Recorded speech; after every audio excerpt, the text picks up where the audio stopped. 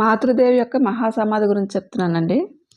1919వ సంవత్సరం నుండి మాతృదేవి ఆరోగ్యం క్రమేణా దిగజారసాగింది. తరచుగా జ్వరం వచ్చేదట.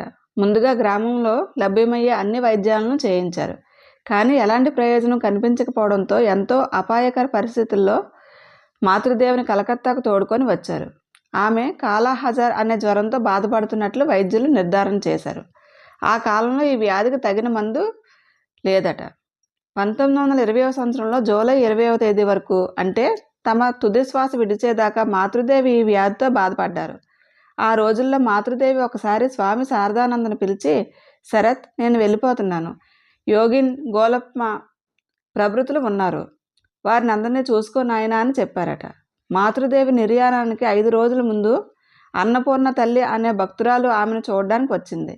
మాతృదేవి లేని భవిష్యత్ కాలం గురించి యోచిస్తూ ఆమె కన్నీరు మున్నీరై విలపించడం చూసి వారు, నువ్వు గురుదేవులను చూశావు అంటున్నప్పుడు ఎందుకు భయపడతావు?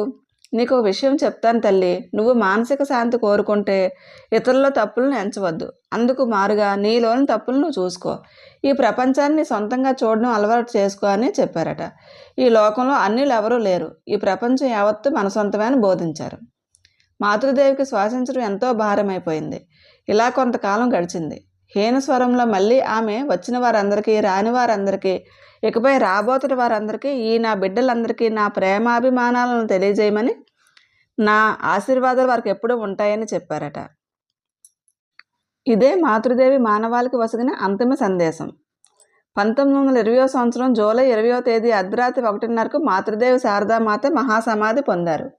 మరుసటి రోజు మాతృదేవి దివ్యకాయాన్ని ఊరేగింపుగా బేలూరు మఠానికి తీసుకెళ్లారు. అక్కడ గంగా తీరంలో దహనం చేశారు. ఆ స్థలంలోనే ఇప్పుడు ఒక అందమైన దేవాలయం వెలిసి ఉంది.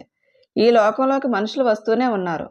అంతం లేని ఈ మానవ ప్రవాహంలో మాతృదేవి తేజో విరాజమానంగా ప్రకాశిస్తూ ఉన్నారు. మాతృదేవి నిష్కలంక నైజం కఠిన హృదయాలను సైతం ద్రవింపచేస్తుంది. ఆమె పరులలో తప్పులు ఎంచి ఎరుగరు. ఆమె అవ్యాజ ప్రేమకు అర్హత అనర్హతలు తారతమ్యం లేదంటే అతిశయోక్తి కాదు.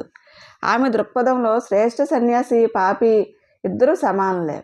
ఇద్దరు మాతృదేవికి అనుంగు బిడ్డలే. మానవాళ్ళని మాతృప్రేమతో చేరదీసుకొన్న విశాల హృదయం ఆమెది.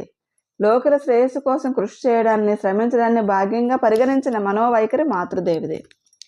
ఎనలేని తన మాతృప్రేమ పరిధిలోకి మానవాళ్ళని ఆకర్షించి అత్యంత మధురమైన స్త్రీత్వపు ఆప్యాయతానురాగాలను వారికి చవిచూపారు.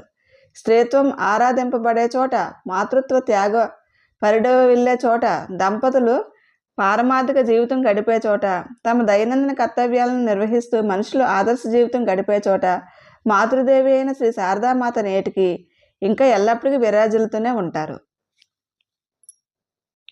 మాతృదేవికి ఒక ప్రార్థన. సోదరి నివేదిత ఈ టాపిక్ గురించి రేపు చెప్తానండి.